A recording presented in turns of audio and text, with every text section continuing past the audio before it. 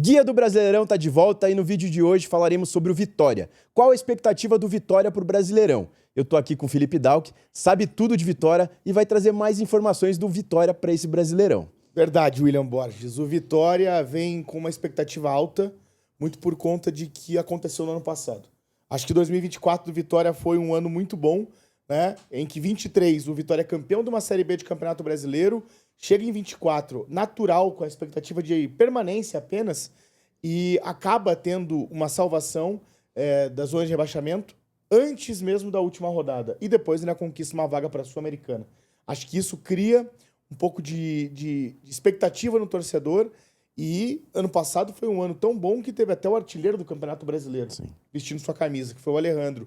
Claro, perdeu peças do que era ano passado para esse ano, mas esse ano começou bem também. Vale salientar a manutenção do trabalho do treinador, né? Exatamente. O Carpini, ele começa o trabalho, na verdade, começa com o Léo Condé no ano passado, né? Mas o Carpini assume no início, praticamente, do Campeonato Brasileiro. E mesmo com resultados que deixaram o Vitória na zona de rebaixamento por bastante tempo, o Carpini foi se mantendo, a diretoria confiou no trabalho dele e deu o que deu, né? Permaneceu, conquistou vaga para a Sul-Americana, começa bem um campeonato, uma temporada, na verdade, né, 2025, apesar de ter sido derrotado para o Bahia. Mas aí que a gente vê que hoje são realidades diferentes. O Bahia é gerido por um grupo City e o Vitória tentando chegar próximo. E mesmo assim, sendo extremamente competitivo. Isso que eu ia falar, extremamente competitivo. Por mais que o Bahia tenha uma realidade financeira diferente, o Com Vitória certeza. vendeu caro o título baiano, Com né? certeza. Perdeu o primeiro jogo fora de casa e acabou empatando o segundo jogo, né? O empate Inclusive, foi... o empate foi no finalzinho, né? A Vitória passou boa parte do jogo ganhando, né? Segundo tempo, o gol do Claudinho. Mas acabou levando o empate e não conseguindo o título baiano. Mas, de qualquer maneira, tem uma temporada muito boa até agora, por exemplo, na Copa do Nordeste, né? Passou a primeira fase da Copa do Brasil, mas aí vem o primeiro tropeço, que é a derrota na segunda fase da Copa do Brasil. Perder para o Náutico em casa, por 2-0, não foi nem nos pênaltis. Foi eliminação com uma derrota, né? Um time de Série C. Claro que vários times grandes acabam caindo na primeira fase, na segunda fase, mas o Vitória tem esse tropeço que já precisa corrigir um pouquinho a rota. Óbvio que não com mudança de treinador, mas precisa observar isso. Liga um sinal de alerta, né? Derrota no Baiano, perdeu o título para o seu maior rival e eliminação na Copa do Brasil. Vamos falar um pouquinho melhor sobre os números do Vitória no ano, aproveitando? Vamos lá. Vamos lá. O Vitória já tem 21 jogos nesta temporada de 2025. Bastante jogo, tá? Bastante jogo. Comparado, né? com os outros times. Que a gente está no final de março, ainda não começamos o Campeonato Brasileiro, né? Mas tem jogo de Copa do Nordeste, tem jogo de Campeonato Baiano e tem jogo de Copa do Brasil. Então, assim, é bastante coisa. É um calendário muito, muito difícil. Desgastante. Desgastante, exatamente. Até porque a Série A acabou no dia 8 de dezembro. E os times já começaram a jogar pelo dia 12, 15 de janeiro.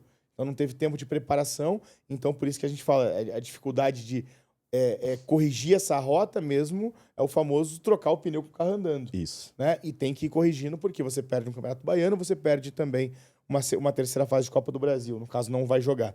21 jogos, com 13 vitórias, 6 empates e apenas 2 derrotas. Essa derrota para o Náutico e a derrota para o Bahia na final do Campeonato Baiano. Você vê como é duro, né? As duas derrotas fazem com que os objetivos pareçam que não são alcançados. Eu falei de ligar o sinal de alerta e Como é que derrotas. você vai fazer? Como é que você vai ligar sinal de alerta, sendo que as duas derrotas são para um time que o Bahia está em ascensão, está jogando uma Libertadores, passou para a fase de grupos e, óbvio, aí sim o tropeço contra o Náutico em casa. Esse sim tem que ser considerado tropeço. Mas, mesmo assim, são 36 gols marcados e apenas 14 sofridos, um saldo positivo de 22. Vou te falar que dos vídeos que a gente fez vídeo dos 20 times da Série A, né? Sim. Aos poucos vão saindo os vídeos, quem tiver em casa vai vendo, mas eu acho que foi o time que mais fez gol. Eu acho que é bem próximo ao Flamengo. O Flamengo tem 35, se eu não me engano. Tudo bem que 21 jogos, conta mais. A maioria dos times que a gente fez aqui tem 15, 16 jogos. Então mais jogos, mais gols. Mas, cara, 36 gols, bastante gol. É que os nordestinos têm adesão na Copa do Nordeste, né? Essa é a grande questão, né? E já são 6 jogos do Vitória na Copa do Nordeste. Sim. Além dos jogos do Campeonato Baiano, chegando até a final, né? E 2 jogos da Copa do Brasil, como boa parte dos times fizeram até agora. E destaque do Vitória? Quem que você colocou como destaque do Vitória para essa temporada? Acho que o cara que, desde o ano passado, foi o grande nome do Vitória, né? Da criação. Claro que o Alejandro se destacou muito na reta final, mas o Mateuzinho era o cara do time do Vitória no ano passado. Ele é essa engrenagem, né? Ele é a engrenagem. É o que você falou. O Alejandro se destacou? Se destacou, fez muito gol, sobrou, sim. Exatamente. Mas o Mateuzinho parece que faz o time do Vitória rodar, E faz o time do Vitória jogar. Eu lembro de uma vitória muito importante do Vitória contra o Atlético Paranaense em Curitiba. Um jogo em que o Mateuzinho não fez gol, mas ele acabou com a partida. Eu assisti esse jogo também. Acabou. Sigo o seu pensamento. Né? Então, assim, e daí a gente vê nos números dele, apenas 8 jogos. Os números são pequenos, entre aspas. Não é apenas um gol, 2 assistências em 8 jogos, mas são só 8 jogos. Por quê? O Mateuzinho passou muito tempo machucado. Voltou na final do Baiano. Sim. E voltou sendo titular porque a peça sendo titular pela importante. necessidade Isso. também. Então, são, em média, aí 2 chutes, né? Com 41,7% de acerto por 90 minutos. Bom número, tá? Destacar. O acerto. Inclusive. Exatamente, é quase 50%. Quase acertar um chute a cada 2 é grande coisa. 1,69 passos para finalização também é bastante. Sim. Por 90 minutos. Então, gerar quase 2 finalizações por jogo é muita coisa. Né? 2 toques na área adversária. Isso é importante destacar. Ele chega muito, ele pisa muito na área. Ele é um meia que gosta de participar mais da fase ofensiva, de fato, do gol. Né? De chegar para tentar fazer o gol. Né? Aí, 1,85 faltas sofridas, quase 2 por jogo. É porque ele cadencia Também muito o jogo, ele chama o jogo, então acaba recebendo bastante falta. 5,56 passes para o terço final. Né? Então, ele procura muito esse passe, de fato, para frente. Né? E ele tem 73% quase de acerto. É isso que eu ia falar. É bastante porque coisa. é passe para o terço final. Então, em teoria, são passes mais difíceis, onde a defesa pode estar mais postada. Então, o que chama a atenção realmente é essa quantidade de acerto, o nível de acerto dele. Basicamente, são pouco menos de 6 passes, ele acerta basicamente um pouco perto de 4. Pro terço final. Pro terço final. É isso que chama a atenção. Para ativar o atacante, para ativar o ponta, para ativar o centroavante, ou até mesmo para ativar os laterais que vão chegar na linha de fundo. E daí 3,71 passes para a área adversária, com metade deles acertados. Né? É bastante coisa. Né? Jogador para tentativa de quebrar a linha, principalmente, né? Para encontrar de fato a enfiada de bola. E aí entramos no passe para finalização, que foi um dos destaques que a gente teve aqui, porque isso faz com que o Vitória consiga gerar muitos gols a partir dos lances do Mateuzinho. Não sequer ele vai dar um gol, fazer o gol ou dar uma assistência, mas que ele vai gerar muito jogo ofensivo. Não, isso mostra o que a gente falou do Mateuzinho ser a engrenagem desse time do Vitória. Perfeito. Tanto chegando, pisando na área para ele concluir, como fazendo o time jogar. É bem claro essa não só dependência, né? Mas que a importância do Mateuzinho para o time do Vitória. Agora, partindo para o outro lado, o fique de olho. Quem que você escolheu para ser o fique de olho do Vitória? Eu escolhi um novo contratado do Vitória nessa temporada, que é o volante Gabriel Baralhas. Né? É um jogador que foi muito útil e até se destacou pelo Atlético Goianiense. Mesmo o Atlético Goianiense rebaixado, Mesmo o Atlético Goianiense rebaixado, né? Foram 2 grandes destaques na minha visão. Luiz Fernando fez muitos gols, né? E acabou indo para o Atlético Paranaense. E o Gabriel Baralhas, que agora está no Vitória. Ele tem nomes interessantes, né? Números interessantes, né? O nome interessante também. Também é diferente, né? Baralhas, né?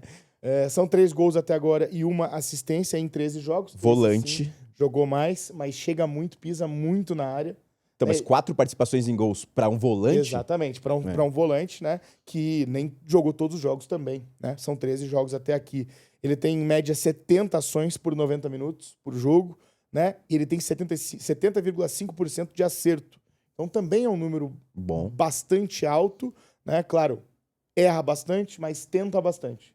Isso é uma coisa bastante importante. Não é um volante tão reativo, né? Não um volante propositivo, volante... que chama o jogo, que tenta a jogada, não só aquele toquinho de lado, volante que só toca a bola de lado. Exatamente. Tanto que ele tem 44,68 passes por jogo, ele tem quase 86% de acerto, né? E daí, situações importantes. Ele chuta bastante, como a gente falou, chegar bastante na área, e ele chuta bastante, 1,55 chutes por jogo. Ele tem quase o mesmo número do Mateuzinho, sim, que é o 10 do time, que é o meia de armação. Joga mais recuado do que o Mateuzinho. Exatamente, joga mais recuado e tem mais obrigações defensivas muitas vezes também.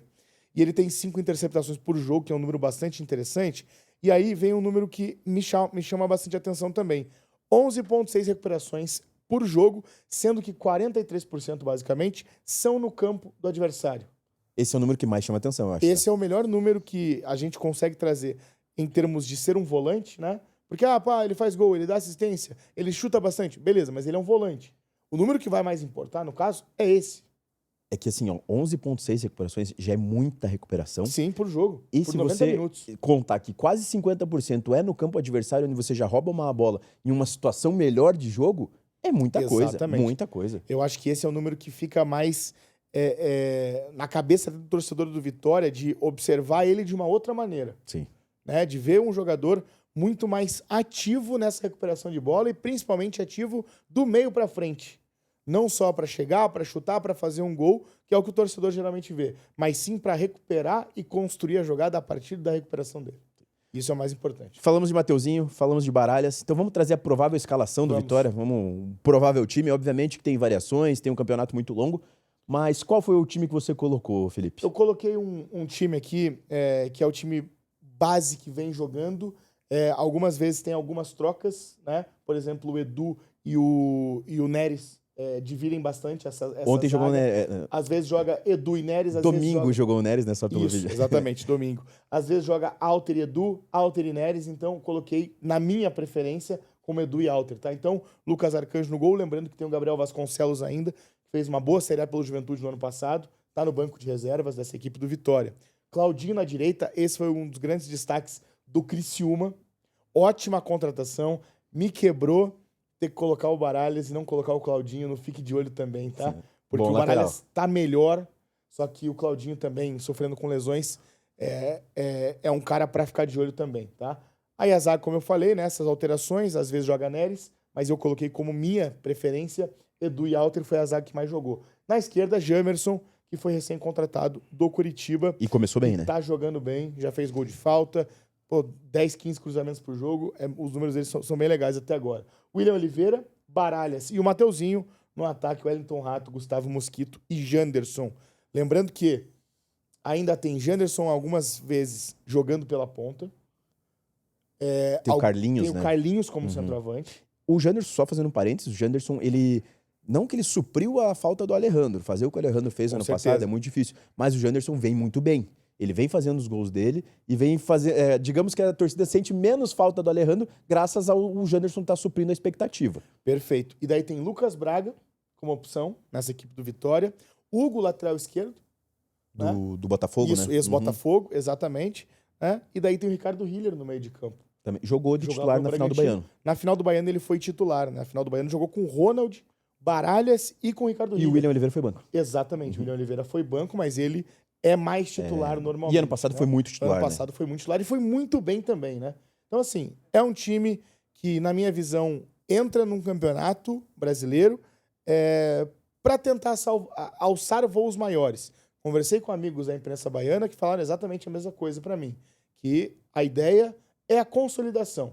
Cada vez mais consolidação. Quem sabe ir de novo para uma Sul-Americana. Quem sabe beliscar uma vaga na Libertadores. Acho difícil. Mas acho que o Vitória entra mais preparado para essa Série A. Essa já adiantou minha pergunta. Eu ia perguntar o que você acha do Vitória nessa Série A, o que ele pode brigar nessa Série A. Temos que lembrar que o Vitória esse ano é assessorado pela Prometrics. Exatamente, muito bem lembrado. Isso é muito importante porque é o Centro de Inteligência do Futebol, ajuda muito o departamento de futebol, scout, análise de jogador e tudo mais. Mas eu acho ainda que pela qualidade que vamos ser no Campeonato Brasileiro, acho difícil o Vitória chegar numa briga pela Libertadores. Pode acontecer com toda certeza, mas acho que esse ano, diferente do ano passado, o Vitória não vai correr tanto risco. Aí colocamos que o Vitória ficará na zona do Agrião. Naquele meio termo, né? Meio termo ali, entre o 12º... Se bobear, pode brigar para não cair. Se conseguir alguma coisinha, pode já beliscar aquelas vagas extra da Libertadores, Até né? porque geralmente vai até o 8º, 9º Isso, colocado. abre bastante. Né? Eu não duvidaria que o Vitória tenha capacidade de chegar lá perto. Mas acho que, predominantemente, temos que colocar os pés no chão com o Vitória e achar que o Vitória vai para a zona do Agrião esse ano. É isso. Batido o martelo sobre Vitória, tem mais alguma ponderação? É isto, este é o Vitória da zona do Agrião. Então tá bom, Felipe, obrigado. Esse é o Guia do Brasileirão. Lembrando que a gente está fazendo vídeo dos 20 times da Série A. Então hoje vai sair vídeo do Vitória, do Bahia, do Ceará, do Fortaleza. Ontem, segunda-feira, já saíram 4 vídeos e a semana inteira vai sair vídeo sobre todos os times da Série A. Então se você gostou do vídeo, comenta aqui. Se você tem algum ponto para criticar, se tem um ponto que você quer ajudar a gente, pode falar. Acompanhe tudo que a gente está postando, segue nosso canal e é isso. Vem com a gente.